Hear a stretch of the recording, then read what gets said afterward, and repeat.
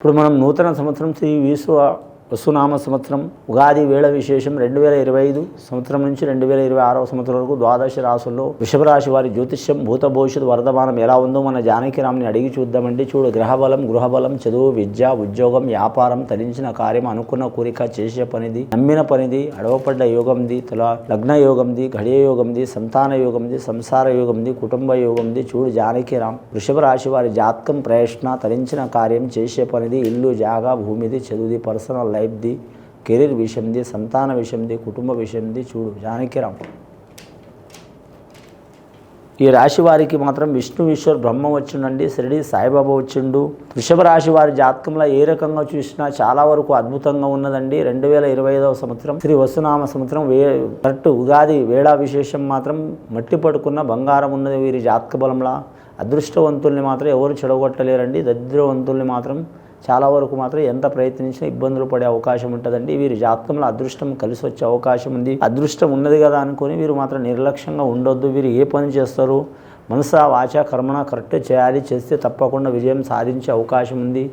వీరు ఉల్లాస జీవితం ఉంటుంది. వీరికి బాధ్యత రకంగా ఉన్నా కానీ మాత్రం నవ్వు ముఖం ఉంటుంది, అలాగే కళగల ముఖం ఉంటుంది, ముఖంలో దివ్య తేజస్సు ఉంటుంది. వీరి జాతకంలా వీరు ఎక్కడ పోయినా అనుకున్న పని సాధించేదాకా వదిలిపెట్టరు. అసంటి యోగ బలం ఉంటుంది. ఈ రాశి వారి జాతకంలో స్త్రీలకు అధిక ప్రాధాన్యత ఉంది. వివాహం కాని స్త్రీలకు ఖచ్చితంగా వీరి కళ్యాణ బలం కలిసి వచ్చే అవకాశం ఉంది. అది పెద్దల ప్రకారం చేసే కళ్యాణమైన కలిసి వస్తుంది. ఇష్ట ప్రకారం చేసుకోవాలనుకున్న కళ్యాణమైన కలిసి వస్తుంది. అలాగే తల్లిదండ్రుల సైడు అటు 7 తరాలు ఇటు 7 తరాలు పేరు ప్రఖ్యాతులు సంపాదించుకునే అవకాశం ఉంటుంది.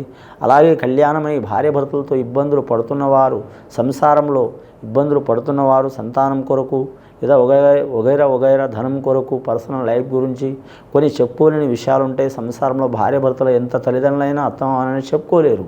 అటువంటి సంఘటనలు ఉన్న వారికి కూడా తొలగిపోయే అవకాశాలు ఉన్నాయి. వీరి గ్రహాలు అనుకూలంగా ఉన్నాయి.